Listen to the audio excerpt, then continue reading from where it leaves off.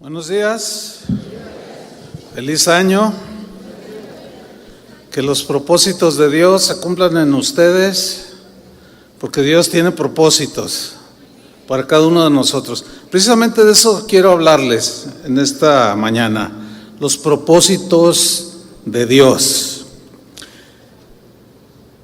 Cada inicio de año, muchísima gente realiza el tradicional ritual, mis propósitos de año nuevo, ¿verdad? No sé cuántos lo hicieron, está bien, pero ¿qué es un propósito?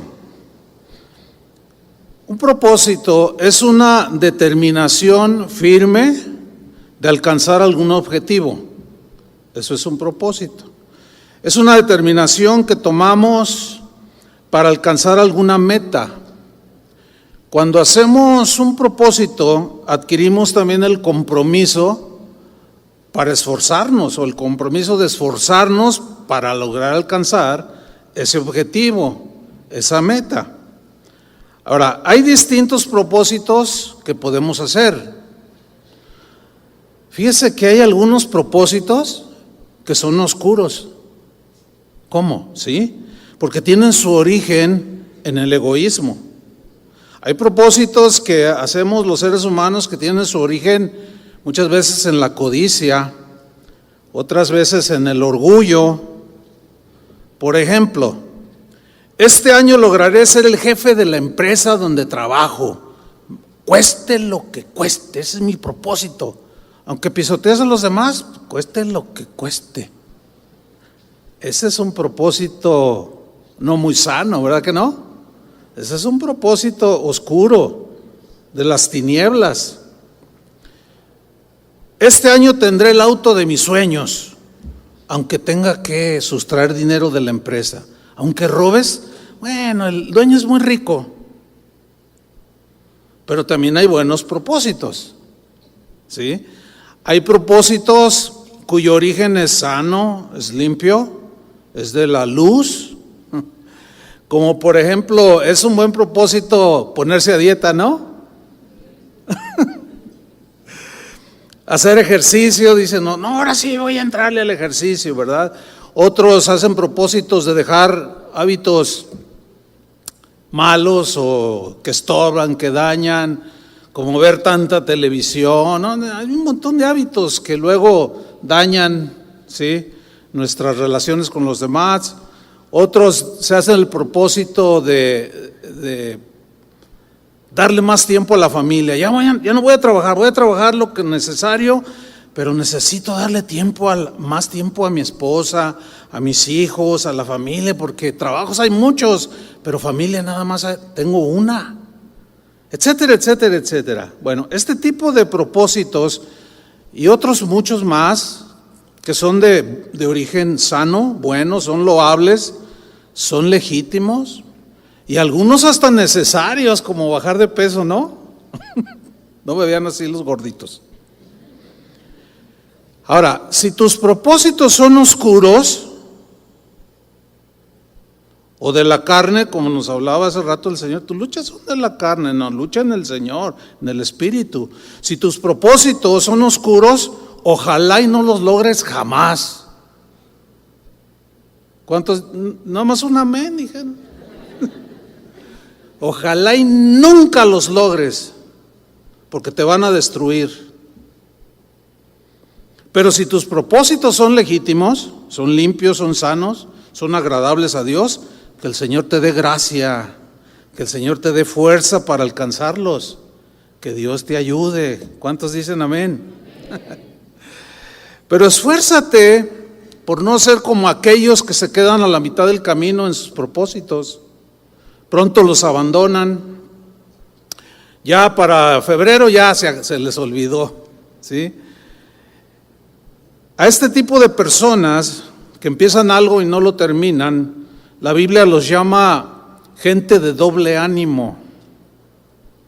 En Santiago 1:8 dice, el hombre de doble ánimo es inconstante en todos sus caminos.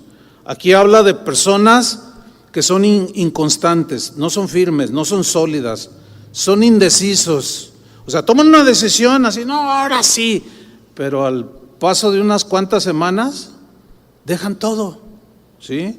Son inestables. Entonces, esto habla de carácter, ¿sí?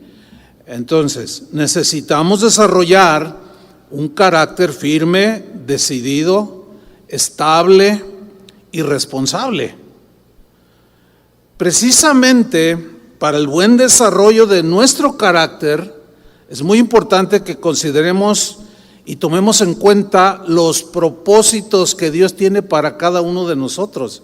Está bien los propósitos buenos que tú tengas, lucha por alcanzarlos, pero ya entrando en el ámbito espiritual, porque nuestros propósitos pues son muy terrenales, no muy materialistas, pero los propósitos de Dios tienen alcances eternos. Y yo quiero enfocarme precisamente en los propósitos de Dios para nosotros más que en los propósitos nuestros, porque los nuestros, aunque sean legítimos, son pasajeros, son terrenales, son temporales. Sin embargo, los propósitos de Dios, que son los deseos de Dios para cada uno de nosotros, son las metas que Dios quiere que alcancemos. Sus propósitos son mejores que los nuestros. ¿Están de acuerdo con él, con eso? Los propósitos de Él versus nuestros propósitos, pues yo me quedo mejor con los propósitos de Él, porque los míos son terrenales, pero los de Dios son elevados.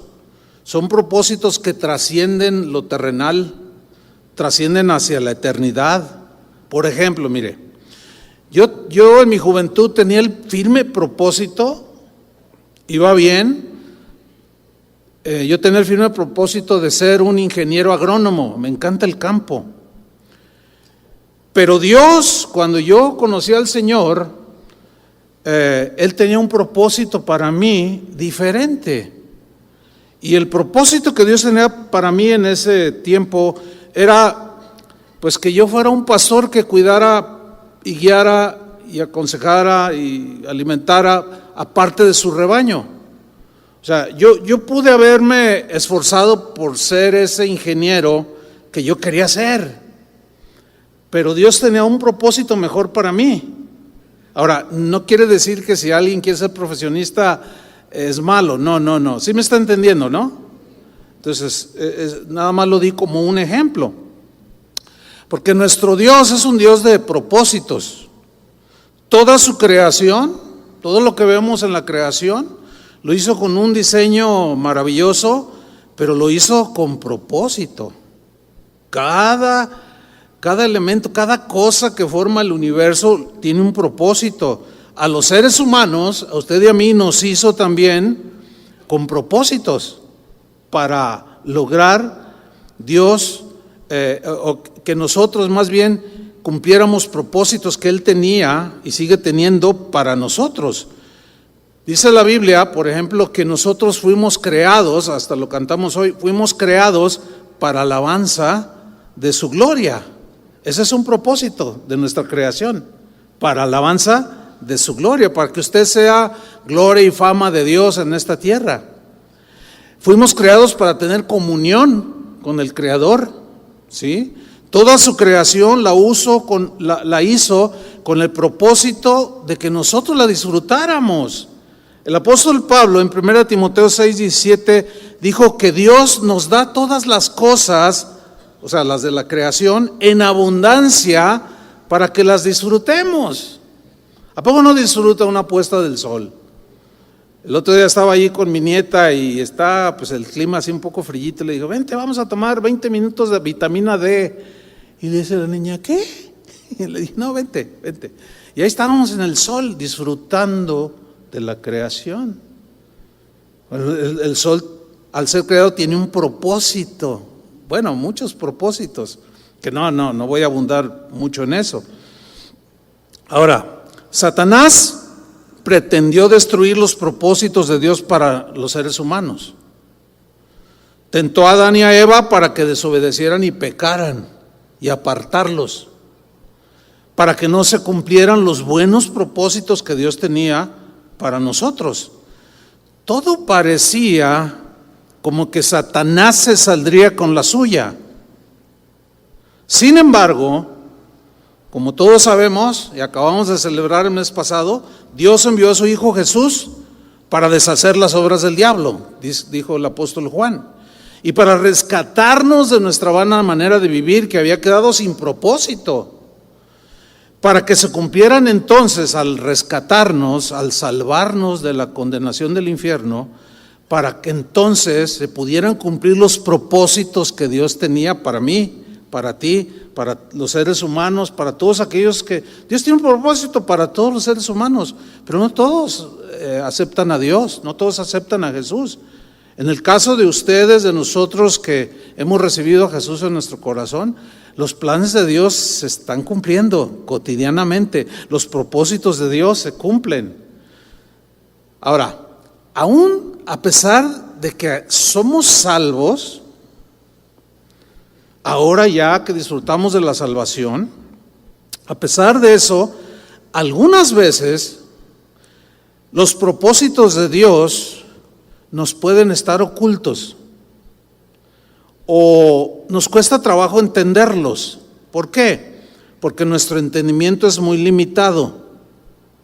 Nuestra imperfección nos impide entrar en esa dimensión tan profunda de comprender todos los propósitos que Dios tiene para nosotros.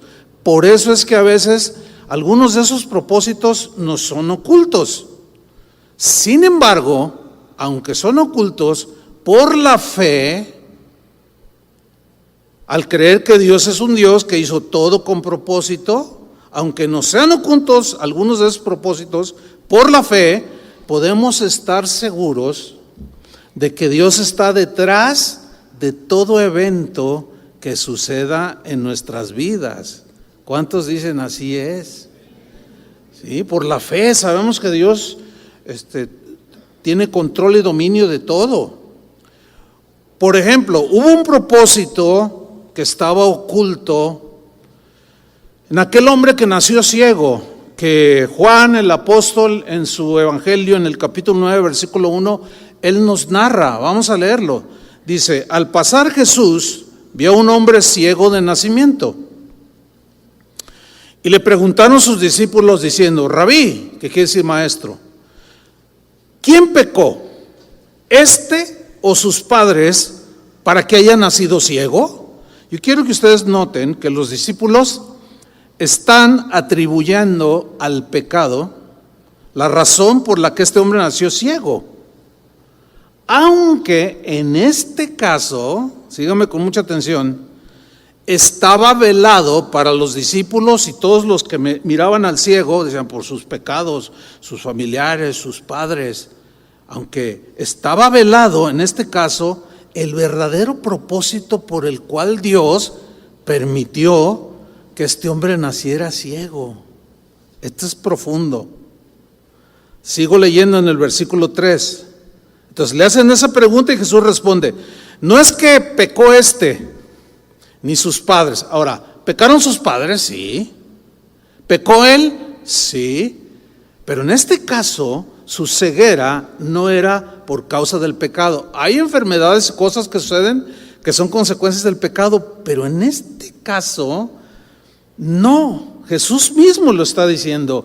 Y eso era un propósito que Dios había permitido que este ciego naciera así, sin poder ver, porque Dios tenía un propósito que estaba oculto allí, no lo entendían los discípulos, por eso le preguntaron lo que le preguntaron.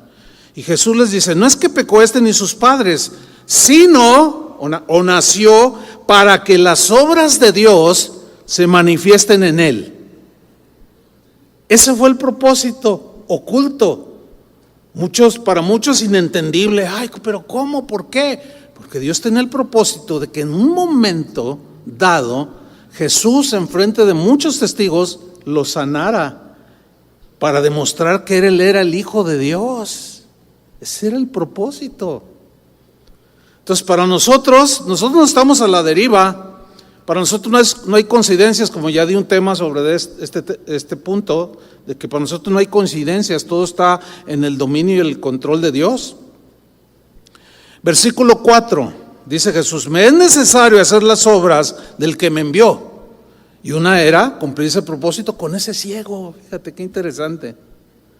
Entre tanto que el día dura, la noche viene cuando nadie puede trabajar. Entre tanto que estoy en el mundo, luz soy del mundo. Dicho esto, escupió en tierra e hizo lodo con la saliva y untó con el lodo los ojos del ciego. Un poco fuera de lugar, ¿no? Así como que, ¿qué hizo Jesús? Pues lo que dice ahí. ¿Por qué? Porque así quiso Él, punto. Versículo 7, y le dijo al ciego, ve a lavarte en el estanque de Siloé, que traducido es enviado. Fue entonces, o sea, obedeció, y se lavó y regresó viendo. Entonces los vecinos y los que antes le habían visto que era ciego, decían, ¿no es este el que se sentaba y mendigaba? Unos decían, él es. Otros decían, a él se parece. Él decía, yo soy. Y le dijeron, ¿cómo te fueron abiertos los ojos? Respondiendo él y dijo, aquel hombre que se llama Jesús hizo lodo, me untó los ojos y me dijo, ve al Siloé y lávate. Y fui. Fíjate qué sencillo, ¿eh? Ahora, esta es una consecuencia de la obediencia. Porque si Dios te dice que hagas algo y no lo haces, no pasa nada. Si Dios te dice que hagas algo y lo haces, ahí es donde viene el milagro de Dios, la obra de Dios para cumplir el propósito que Dios tiene para ti. Y este ciego obedeció y él cuenta, me dijo, ve al Siloé y lávate. Y fui y me lavé y recibí la vista. Qué caso tan extraordinario, ¿no? ¿Notan cómo el propósito que Dios tenía para este ciego era, al nacer ciego, era para que Jesús demostrara que era el Hijo de Dios? Todo tiene un propósito, hermanos, aunque en ocasiones nos cueste trabajo entender, porque piensan un poco en sus padres, ver que su hijo nació ciego, pues no es nada agradable. Sin embargo, quedó registrado en el Evangelio la obra de Jesús en la vida de este hombre. José, el hijo menor de Jacob, tenía otros 11 hermanos, los cuales lo maltrataron. Todos conocemos esta historia. El propósito de ellos, de los hermanos de José, era dañarlo, burlarse de él, por envidia, lo que haya sido. Pero el propósito de Dios al permitirlo era muy diferente. La pregunta lógica y pues entendible, humana es, ¿pero por qué Dios permitió eso? Bueno, es que como seres imperfectos cometemos muchos errores. Los hermanos de José cometieron el gran error de quererlo dañar por envidiosos. Pero Dios, ese es el poder que Dios tiene, por eso es Dios. Y es maravilloso servir a un Dios así, ¿o no? Que todo lo puede, que de lo negativo saca algo bueno. Entonces, el propósito de Dios al permitir lo que le sucede a José era muy diferente. Dios no quería dañar a José de ninguna manera, pero permitió esta dura prueba para llevar a José a Egipto, donde termina vendido y llega a parar ahí, lo meten a la cárcel y bueno, un día llega a ser el primer ministro de Egipto. Fíjese, Dios que veía el futuro, sabía que iba a haber una hambruna. Y ya José, cuando estaba con Faraón, le dijo, había tenido un sueño de 7 vacas flacas, 7 vacas gordas, ¿se acuerdan? Le dijo, las 7 vacas flacas va a ser escasez, pero las 7 vacas gordas, vas a cosechar mucho, le dijo al Faraón. Entonces guarda en graneros para cuando venga el tiempo de las vacas flacas. Y aquí hay un principio de ahorro que no quiero tocarlo ahorita, pero pues usted imagíneselo, ¿no? Cuando te está yendo bien, guarda, órale, yo pago. No, sea sabio, porque luego llegan las vacas flacas, las que se pusieron a dieta a fuerza. Entonces, como Dios sabía el futuro, esta es la manera en que Dios teje todo de una manera impactante y permite el maltrato de los hermanos, porque Dios tiene el propósito de llevar a José a ser primer ministro de Egipto siendo el administrador. Viene la hambruna, Jacob manda a sus hijos a pedir comida, a comprar comida a Egipto, y se encuentran con José, pero no lo reconocen. Pero él sí los reconoció, y cuando se revela a ellos se asustan. Pues lógico, ellos pensaron, sin duda, nos va a colgar, se va a vengar de nosotros. Pero José era muy distinto. Cuando él se revela a ellos, miren lo que les dijo en Génesis 50, versículo 19. Les respondió José: no temáis, tranquilos, a ver, cálmate, Rubén, fuiste el más mala onda, pero tranquilo, no pasa nada, les dice. No temáis, ¿acaso estoy yo en lugar de Dios? O en otras palabras, yo no soy Dios, Dios se encargará de ustedes, pero yo estoy bien en mi corazón, porque entendí el propósito de Dios, por eso. Dice el versículo 20: vosotros pensasteis mal contra mí. El propósito de ustedes era dañarme, destruirme y hasta que muriera. Ese era el propósito de ustedes. Pero Dios tenía un mejor propósito para mí y para ustedes. Ustedes pensaron mal contra mí, mas Dios, aquí está la profundidad de esta palabra, mas Dios lo encaminó. O sea, todo eso negativo en el propósito de Dios lo encaminó ¿a qué?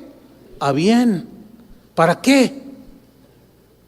Para hacer lo que vemos hoy, para mantener en vida a mucho pueblo. Ahora, José entendió lo que en un momento dado era oculto para él, el propósito que estaba detrás de todo lo que estaba viviendo y que Dios lo había permitido. Cuando yo estaba ahí en Egipto, él se empieza a dar cuenta, porque él ya tenía el poder de alimentar a su familia. Ahora, esa preservación del linaje de Jacob, de ese linaje, ¿quién viene? Jesús.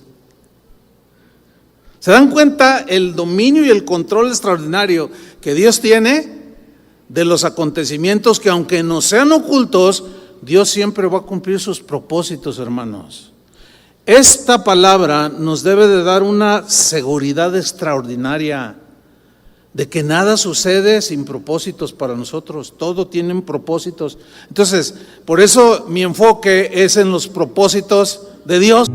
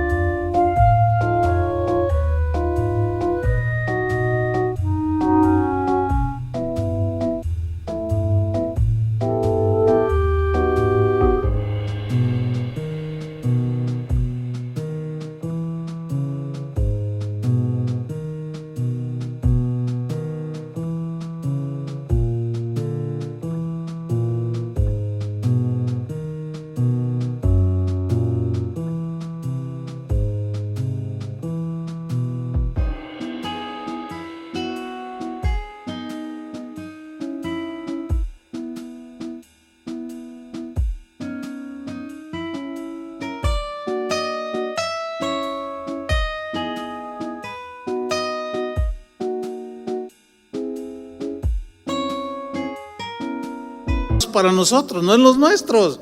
Pues si se pone a dieta y logra la meta, pues qué bueno. Mire, yo me propuse hace 3 años Ya rondaba yo los 95 kilos. Dije, no, pues esto no está bien. Y ya tengo 3 años manteniéndome en el peso que debo de tener. Y me siento muy bien. Pero bueno, siguen pasando los años, me voy a hacer viejito y un día me voy a morir. Fue algo bueno para mí en su momento, pero es de duración terrenal. Pero los propósitos de Dios no. Yo les puedo hablar mucho de los propósitos que tenemos. No, sí, alcanza las medias. Y todos sí salen bien emocionados, pero todo se va a acabar. Pero los propósitos de Dios no. Esos tienen profundidad espiritual, trascienden a la eternidad. Por eso el enfoque es en los propósitos de Dios. Denle un aplauso al Señor. Gracias, Señor. A Pablo lo encarcelaron varias veces. Los que lo encarcelaron tenían el propósito de callarlo para que no siguiera esparciendo el evangelio. Ahora, Dios permitió que lo encarcelaran con 2 propósitos que yo alcanzo a ver ahí. Quizás haya más, pero yo voy a mencionar 2 propósitos que Dios permitió que Pablo fuera encarcelado. Número 1, Dios permitió que lo encarcelaran porque él tenía el propósito de que el mensaje del evangelio avanzara, se esparciera. Esto es algo misterioso, pero así fue. Filipenses 1:12, Pablo lo entendió. En su momento quizás le era oculto, pero el paso de los días lo entendió y él lo escribió. Filipenses 1:12, lo voy a leer en la versión al día. Dice, hermanos, quiero que sepáis, yo subrayo esa frase, quiero que sepáis, porque no todos saben, no todos lo entienden, pero yo quiero que sepan que en realidad lo que me ha pasado, subrayo esa frase, lo que me ha pasado, ¿qué le había pasado? Lo habían metido a la cárcel. Lo que me ha pasado ha contribuido al avance del evangelio. A ver, ahora sí, que alguien explique. Pero Pablo ahí lo está entendiendo y no está amargado. Dice el versículo 13, es más, se ha hecho evidente el evangelio a toda la guardia del palacio. O sea, evangelizó a todos los guardias y a los presos y a todos les predicó el evangelio, dice. Y a todos los demás que estoy encadenado por causa de Cristo. Ahí está diciendo que está encadenado en prisiones. Versículo 14, miren, pongan atención. Gracias a mis prisiones. ¿Quién se atreve a darle gracias a Dios porque permite que esté en la cárcel? Muy pocos. Muy pocos. ¿Por qué? Porque queremos entender los misterios de Dios separados de la fe y del conocimiento de que Dios tiene propósitos, hermanos. Les voy a decir como José le dijo a sus hermanos, no teman, tranquilos, no pasa nada, Dios tiene todo bajo su control. ¿O vos crees que ya te le saliste de control? Y tu circunstancia por la que estás pasando ahora ya, ay, Dios estuvo desprevenido. Ay, ¿qué le pasó a mi hija? No, hermanos, no. Tenemos un Dios que todo lo puede, que es omnisciente, que es omnipresente y todopoderoso. Dice, bien, sí, pues apláudanle. Dice el versículo 14, gracias a mis prisiones, ahora más que nunca, la mayoría de los hermanos, la mayoría, no todos, un buen número sí, no todos. O sea, un buen número, ¿qué hicieron? Confiados en el Señor, se han atrevido a anunciar sin temor la palabra de Dios. Pero no todos, porque no todos entendían que esas prisiones o que predicar y ser leales a la causa de Cristo podía tener consecuencias de que te metieran a la cárcel. Pero aunque así hubiera sido o sucediera como le sucedió a Pablo, Dios todo lo iba a encaminar para bien, porque Él es un Dios que tiene unos propósitos previamente anticipados, porque Él conoce el futuro. Por eso puede Él controlar todo. Entonces, servir a un Dios así, al menos a mí, ojalá a todos, a la mayoría, les produzca una seguridad extraordinaria, fuera de lo normal. El segundo propósito que yo veo aquí es que Dios permitió el encarcelamiento de Pablo con el propósito, o extraordinario propósito, escuchen, de aislarlo del trajín, de la lucha constante del andar para allá y para acá, aislarlo para que sin interrupciones, estando en la cárcel, escribiera 4 de las 13 cartas que él escribió. Estas 13 cartas forman casi la mitad del Nuevo Testamento. Las epístolas llamadas carcelarias o escritas en la cárcel fueron 4, que son fundamentales en el Nuevo Testamento, como la carta a los Efesios, con los Filipenses, Colosenses y Filemón. Para escribir, un escritor se aísla, ¿no es cierto? Quiere estar solo. Le dice a su esposa: mira, no me traigas de comida, nada más tócame y déjame ahí la comida, y yo cuando ya, el sanguchito, ya cuando ya me dé hambre yo lo agarro, pero no me moleste nadie, dice quienes se dedican a esto. Quieren estar solos, necesitan estar solos. Entonces Pablo lo entendía, quizás en su momento le era oculto, pero al conocer a Dios, de pronto se da cuenta y dice: me encarcelaron, me entambaron, como dicen otros, y me metieron a la cárcel, y mira, me quisieron callar, pero Dios tenía un propósito detrás de eso, que el evangelio se esparciera. Y algunos hermanos, aunque me vieron en la cárcel, tomaron mucho valor y no se callaron y predicaban por todos lados el evangelio. ¡Wow! Y estoy también aquí, tranquilo, estoy solo, encadenado, y puedo escribir, pero puedo escribir. Y escribió 4 epístolas extraordinarias. ¿Ven? No hay nada que se le pierda a Dios. Hubo un propósito en la muerte de Jesús también. Los religiosos, las autoridades de Jerusalén, tenían propósitos malvados. Querían deshacerse de Jesús. Lo mataron.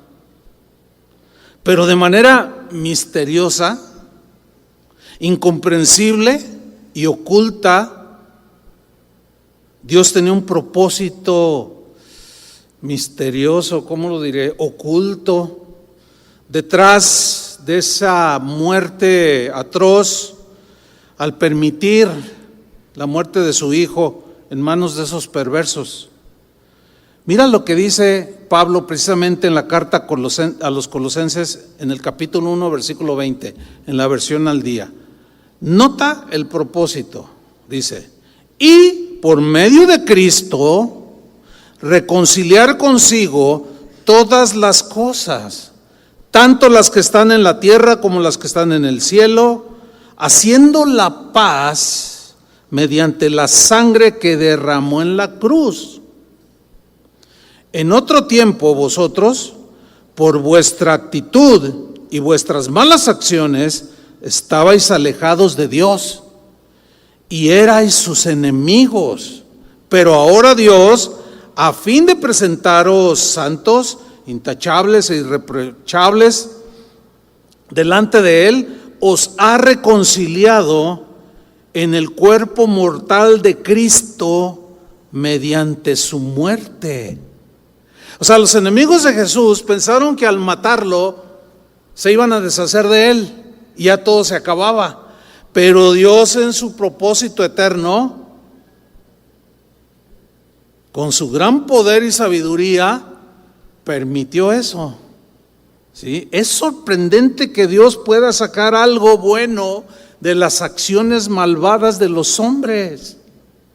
Es sorprendente, hermanos. Aquí está el caso más claro. ¿Cómo se explica esto, el hecho de que Dios pueda sacar algo bueno de las acciones malas de los hombres malvados? ¿Cómo es que los hombres pueden tener propósitos y acciones malvadas contra otras personas y Dios a la vez use esas acciones malvadas para cumplir sus propósitos? ¿Cómo se explica esto? Hay una manera de explicarlo. Hay una doctrina que está en la Biblia, sustentada en la Biblia, que los cristianos de los primeros siglos llamaron la providencia de Dios. La providencia de Dios. La palabra providencia significa, pro es en favor de algo, ¿sí? Y significa el cuidado de Dios a sus hijos, sí o sí. Aunque en ese cuidado que Él tiene para nosotros sucedan cosas que parece como que ¿dónde está Dios? Sin embargo, ahí está. Providencia significa provisión o previsión, también previsión de Dios, y habla del cuidado que Dios tiene a su pueblo, de la provisión de Dios a sus hijos. Esa es la providencia de Dios. La providencia de Dios habla de cómo Él gobierna y está en control de todas las cosas de su creación. O sea, ha escuchado esta manera, estas expresiones como esta: de manera providencial sucedió esto. ¿Ha oído esa palabra? Providencial. O sea, de la providencia de Dios, que Dios previendo, sabiendo y conociendo cosas que los seres humanos tienen en contra de otros, o situaciones de la vida cotidiana que eventualmente suceden, pero previamente Dios ya las conoce. A veces nos libra sin que nos demos cuenta, pero a veces permite con propósitos. ¿Están conmigo? ¿Me están entendiendo? Es importante. Entonces Dios, la providencia de Dios, de manera providencial, pues Él muestra en la Biblia cómo gobierna la creación. Por ejemplo, el Salmo 103, versículo 19, dice: Dios estableció en los cielos su trono. ¿Dónde está el trono de Dios? En los cielos, o sea, en las alturas. Quiere decir que está sobre todo reino. Y luego dice: y su reino, reino de Dios, ¿qué hace? Domina sobre todos. Aquí se refiere a reinos. El reino de Dios domina sobre todos los reinos, aún el de las tinieblas. Acuérdense que ni Satanás hace algo que Dios no lo permita, como en el caso de Job. Dios gobierna el mundo físico, tiene un control extraordinario. Por ejemplo, en Mateo 5:45 dice: para que seáis hijos de vuestro Padre que está en los cielos. Y aquí viene el dominio de Dios, el control de Dios, que hace salir su sol. El sol es de Él, porque Él lo creó. Pero ¿quién lo hace salir? De una manera cronométrica exacta, sale cada día. Pero ¿quién lo hace salir? ¿Quién lo hace funcionar con esa exactitud, a la distancia correcta, que ni nos congelamos ni nos funde? Dios. Solo de su dominio, ¿no? De su control soberano. Entonces dice que Dios hace salir su sol sobre malos y buenos. Fíjese la gran bondad de Dios, no solo hacia los buenos, sino también hacia los malos. Nosotros los buenos le damos gracias y los reconocemos, los malos ni cuenta se dan. Pero ahí está el beneficio indiscriminado de Dios. Aún para los malos hace salir el sol. Y hace llover. ¿Quién hace llover? Dios. Hace llover sobre justos e injustos. Ahí está el dominio sobre el mundo físico. ¿Se acuerda de Jesús cómo calmó la tempestad? Pleno dominio. Él estaba dormido, los discípulos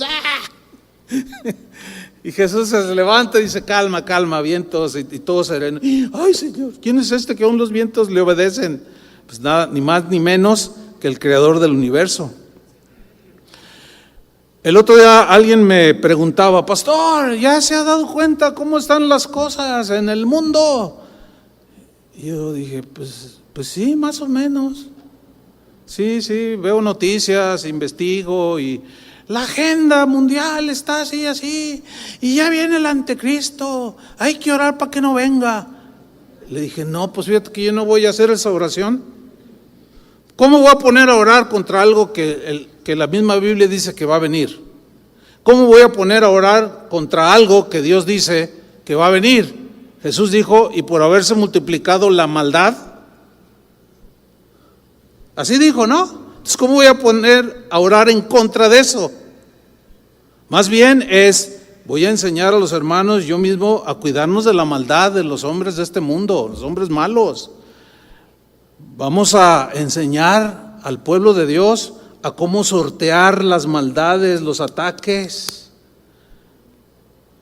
los desprecios, las injusticias que la gente de este mundo que no conoce a Dios hace contra otros, incluyéndonos a nosotros. Pero ponernos en contra de algo que ya está profetizado que sucederá, ¿cómo?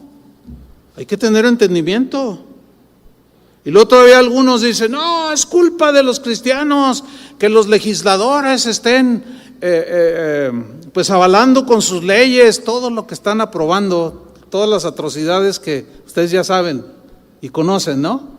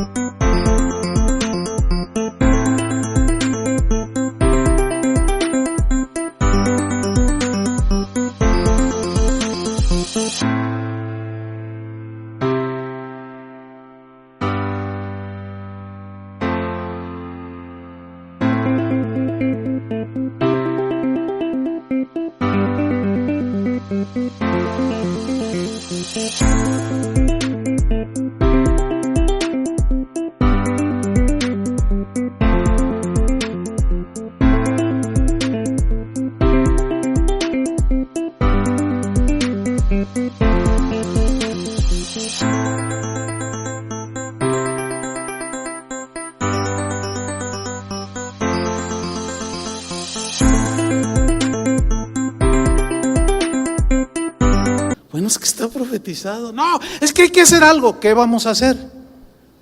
Pues hay que manifestarnos y con pancartas. ¿Y a poco crees que van a dejar de hacerlo? Pues manifiéstate todo lo que quieras, pero ese no es el camino. El camino es entender que eso va a suceder, pero para nosotros hay propósito. Hay cosas que Dios quiere, que Dios permite que sucedan, pero no estamos desprotegidos. Hay propósitos de Dios cuando permite que nos sucedan cosas. Salmo 66, versículo 7. Mira cómo Dios controla los asuntos de las naciones. Dice así: con su poder, ¿cómo? Con su poder gobierna eternamente. ¿Quién gobierna con su poder eternamente? Pues está hablando de Dios. Mira, dice, sus ojos vigilan a las naciones. ¿A vos crees que Dios no se da cuenta lo que las naciones hacen? Hay países que ya están legislando la pederastia, imagínate nomás. La relación de gente mayor con niños. El hecho de que lo hagan legal no significa que sea moralmente correcto. Puede estar legal. Hay muchas cosas que en Estados Unidos ya se legalizó la marihuana, pero eso no significa que moralmente sea correcto. Es legal, pero moralmente sabemos que es algo que Dios reprueba. ¿Y qué vamos a hacer? Pues yo no fumo marihuana ni voy a fumar marihuana. Pues que legalicen lo que ellos quieran. Yo estoy en este mundo, tú estás en este mundo, pero no somos del mundo. Si legalizan el aborto, bueno, pues lo van a legalizar para las mujeres que abortan. Pero las cristianas no van a abortar, ¿verdad que no? Entonces, ¿cuál es el problema? El problema es para ellos, no para nosotros. Ahora sí, pero tantos niños mueren de manera inocente. Sí, pero ¿quién va a pagar sus acciones? Y el hecho de que sean legales no quiere decir que sean correctas delante de Dios. Con su poder gobierna eternamente, sus ojos vigilan a las naciones, que no se levanten contra él los rebeldes. Porque los que osan levantarse, así les va. Háganle todos así. No les va bien. No. Pero mira el Salmo 4, versículo 8. Me gusta este salmo. En paz me acostaré. Ay, qué rico. En paz me acostaré.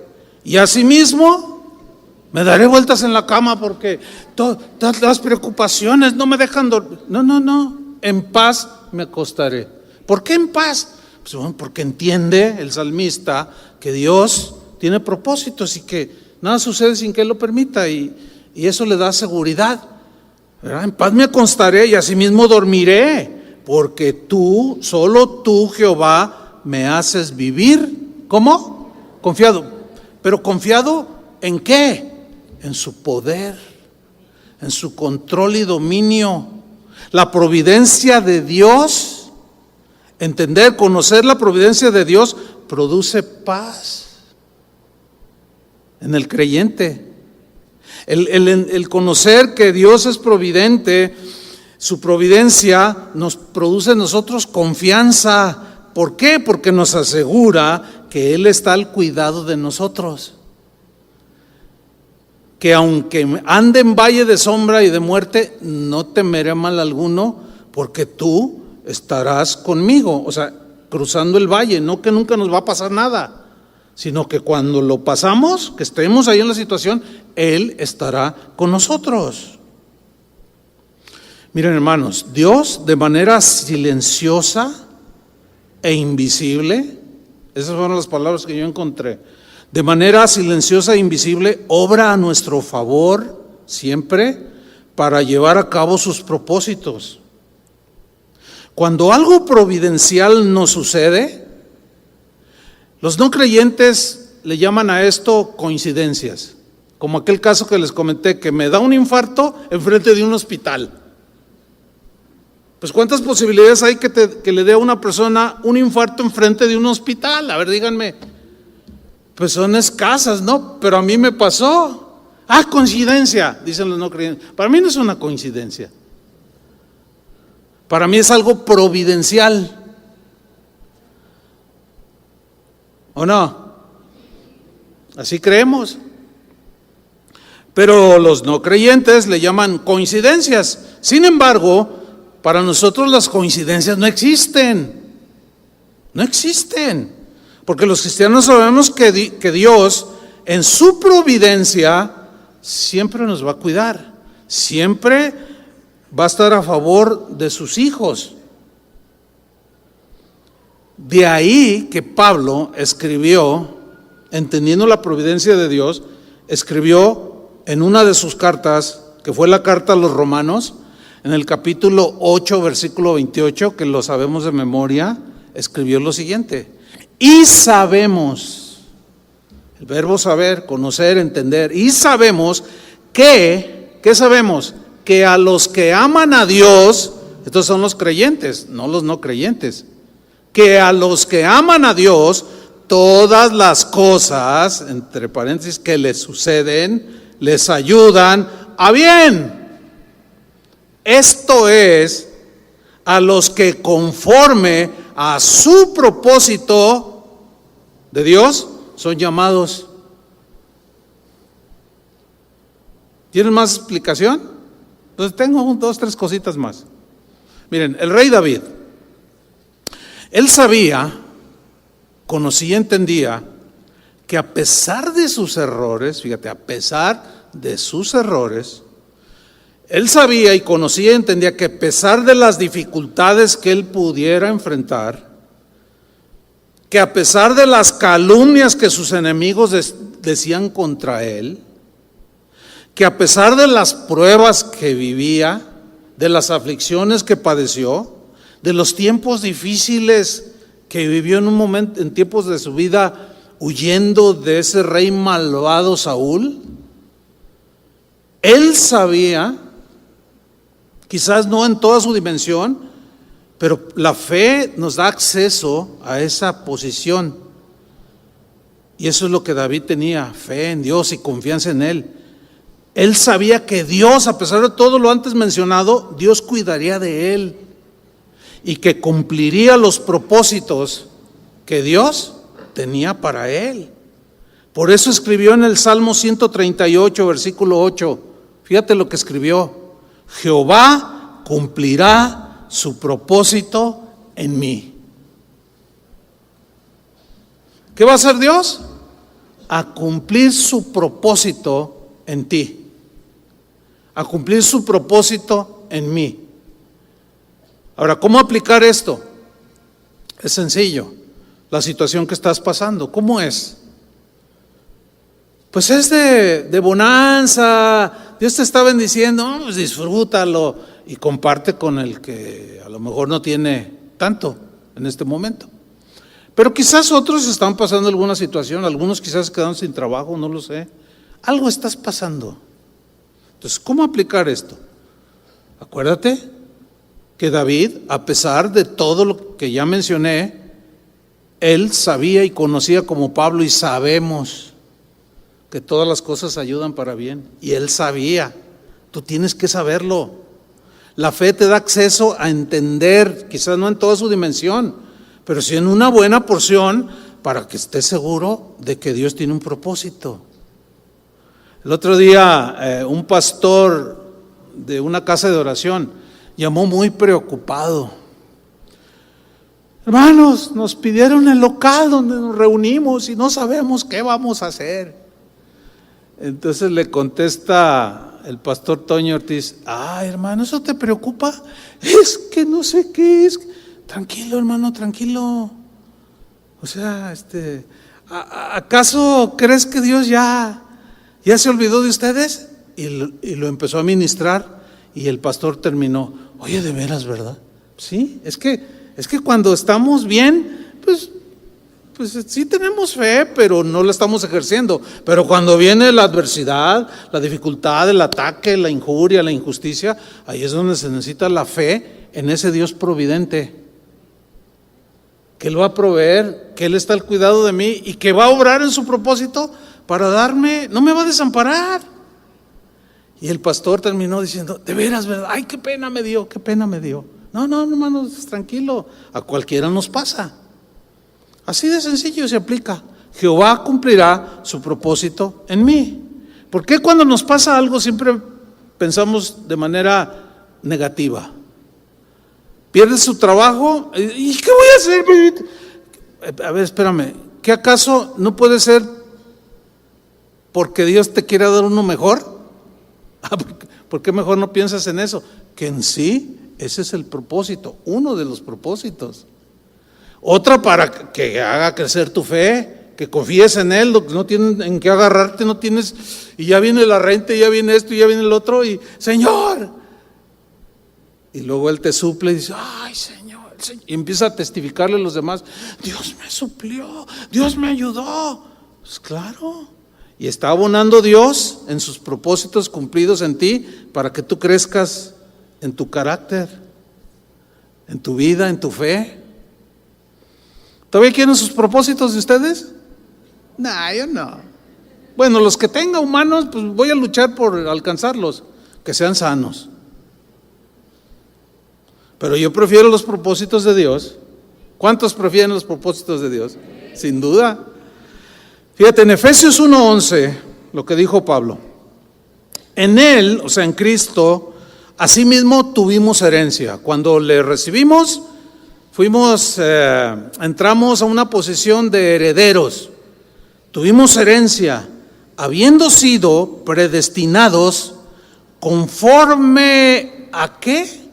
Al propósito de Dios, al propósito del que hace todas las cosas según el designio de su voluntad. ¿Cuál era el propósito de Dios? Que fuéramos sus herederos y que recibiéramos toda la riqueza espiritual, habidas y por haber, que emanan de Él. Toda buena dádiva y todo don y regalo perfecto proviene de Dios. Pero Satanás quiso que lo perdiéramos. Pero en Cristo recuperamos la posición de herederos, y el propósito de Dios para nosotros es darnos las abundantes riquezas de su gloria. Así es que si alguno dice: ay, hermano, yo soy pobre, no tengo ni en qué caerme muerto, no sabe lo que está diciendo. Está en una mente muy terrenal. Probablemente nunca llegues a tener una casa aquí en esta tierra. ¿Y eso te preocupa? ¿Eso te pone triste? ¿Y luego qué va a suceder cuando te mueras? ¿A dónde vas a ir? A tu casa, a la morada que Dios ha preparado para los que le aman. Entonces, ¿cuál es la preocupación? ¿Cómo que, ay, no tengo en qué caerme muerto? Dejen esas expresiones. Porque eso habla de un desconocimiento, de que no entendemos y no conocemos que lo espiritual es más valioso que lo material. ¿Qué prefieren? A ver, una gran casota aquí y cuando te mueres te vas al infierno, o aquí no tendrás nada y vivir al día, pero cuando te mueres vas a la casa del Padre. ¿Qué prefieren? ¿Ya ven? Bueno, unos poquitos. Yo pensé que todos decían, no, bueno, está bien. Fíjate, su propósito era salvarnos. Y una vez en sus manos, ya salvos, su propósito es heredarnos.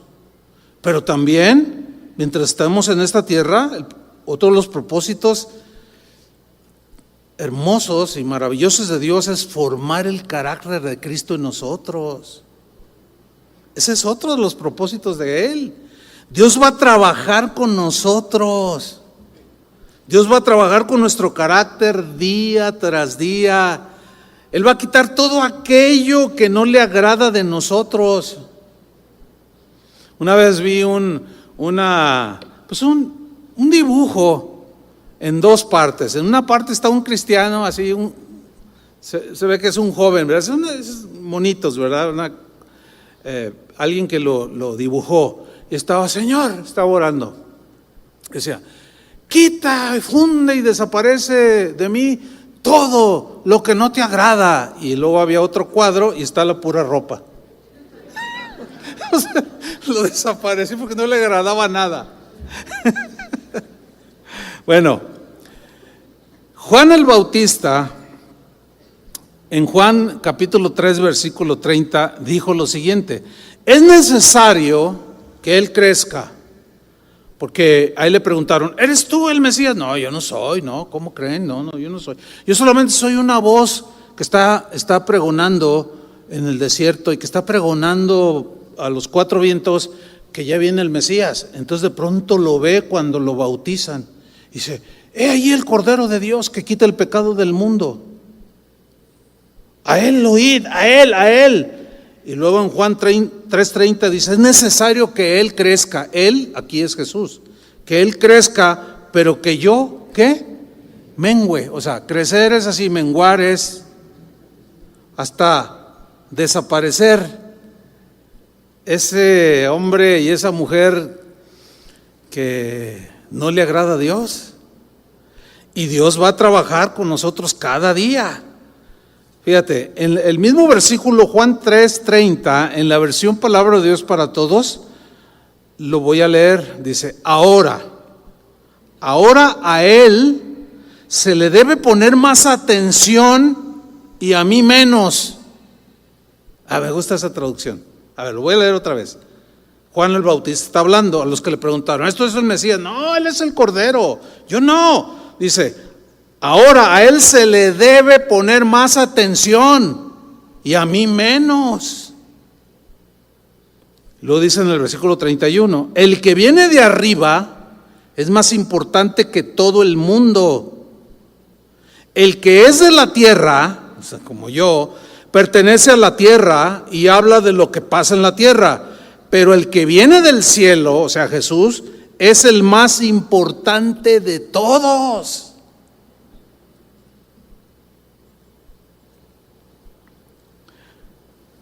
El italiano Arturo Toscanini, para los que les gusta la música, quizás lo identifiquen.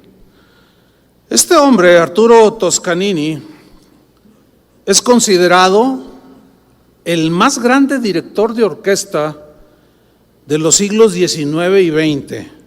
En la actualidad sigue siendo como uno de los mejores directores de orquesta. Un musicazo con un oído, con una mente, hacia la música impresionante. Era famosísimo en el siglo XIX que él vivió. A pesar de su fama, dice una anécdota de su vida, a pesar de su grandeza musical, una vez, hablando con la orquesta que estaba dirigiendo, porque iban a tocar una sinfonía de Beethoven, les dijo a cada uno de los músicos de su orquesta: caballeros, damas y caballeros, quiero decirles algo muy importante. Y todos lo miraron. Y les dice Toscanini: yo no soy nada, ustedes tampoco son nada, Beethoven lo es todo, hagamos que brille Beethoven. O sea, nosotros desaparezcamos. Lo que vamos a tocar no es nuestro, es de Beethoven, el genio musical. Fíjate, a pesar de su grandeza y de sus extraordinarios músicos, tuvo la humildad de decir: yo no soy nada, ni ustedes son nada, el grande es Beethoven. Toscanini sabía muy bien que su misión no era atraer la atención de la audiencia hacia él, ni hacia su orquesta, sino borrarse él y borrar a cada miembro de la orquesta, para que Beethoven se mostrara en toda su grandeza y que la gente se quedara en su mente: ¿qué música creó Beethoven? Bueno, el propósito de Dios para nosotros es formar el carácter de Cristo en cada uno de nosotros, para que sea Cristo el que brille y no nosotros. Les hago una pregunta: ¿quién es el más importante en nuestra vida? ¿Quién es el más importante? ¿Tu papá, tu familia o Cristo? Cristo. Otra pregunta: ¿cuáles propósitos son más importantes? ¿Los tuyos, los nuestros o los de Dios? Los de Dios, sin duda, hermanos, sin duda. Los propósitos de Dios son sinónimo de la voluntad de Dios para nosotros. En este año que inicia, hagamos el propósito de hacer la voluntad de Dios, para que sus propósitos se cumplan en nosotros, en todas las áreas de nuestra familia, de nuestra vida. Dios tiene propósitos para tu familia, pero se requiere la obediencia. Dios tiene propósitos para tu profesión, tu trabajo, tu negocio. Dios tiene propósitos muy diferentes a los nuestros. Y siempre Él se va a enfocar en lo eterno, en la eternidad que hay en tu corazón, porque somos seres que tenemos eternidad en nuestros corazones. Y el deseo de Dios, yo me uno al deseo de Dios, de que sus propósitos se cumplan en tu vida, que se cumplan en mi vida. Solo así tendremos propósito en esta vida.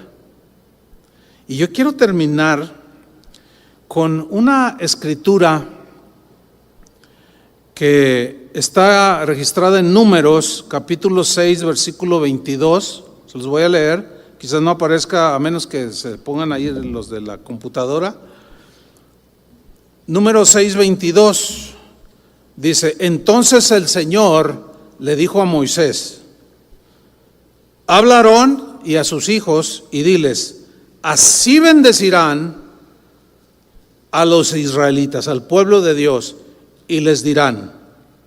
Y yo quiero tomar esta palabra, esta bendición para ustedes, ¿sí? Y bendecirlos. De que si tú tienes el propósito de que ahora sí se te logre la casa de tus sueños, pues está bien, gloria a Dios, disfrútala. Y si no, ¿qué vas a hacer? ¿Te vas a frustrar o vas a...? Pues no, ¿verdad que no? Habla a Aarón y a sus hijos. Y ahora yo dejo en ustedes esto.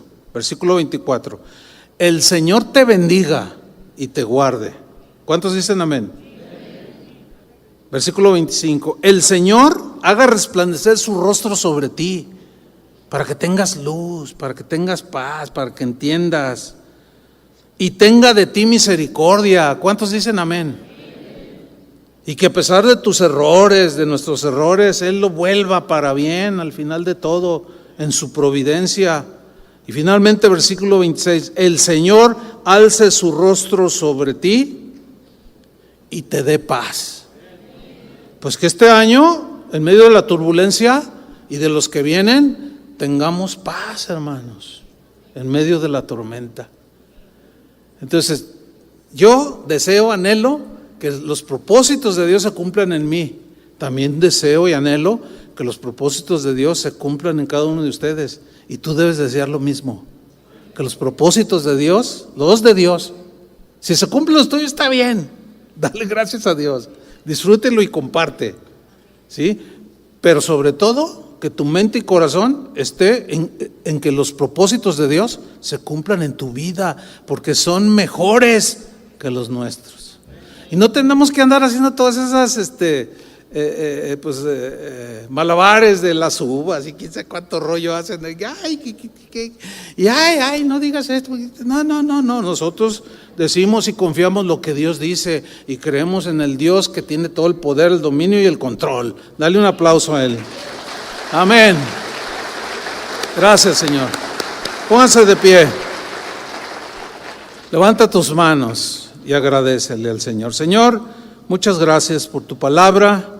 Gracias por ser un Dios que cuida de nosotros, un Dios que tiene propósitos eternos, no meramente materiales ni terrenales, porque estos son pasajeros, son buenos, pero son pasajeros. Propósitos mucho mejores que los nuestros, porque los nuestros son enfocados a lo terrenal, a lo que nos conviene, pero hay unos propósitos que son mejores y esos son los tuyos. A veces son ocultos a nuestro entendimiento y comprensión, situaciones que tú permites que sucedan, pero tú todo lo encaminas a bien, como con José, como la muerte de Jesús, como el encarcelamiento de Pablo. Tantos episodios en las Escrituras que podemos aprender, aún en los momentos o en las situaciones más incomprensibles.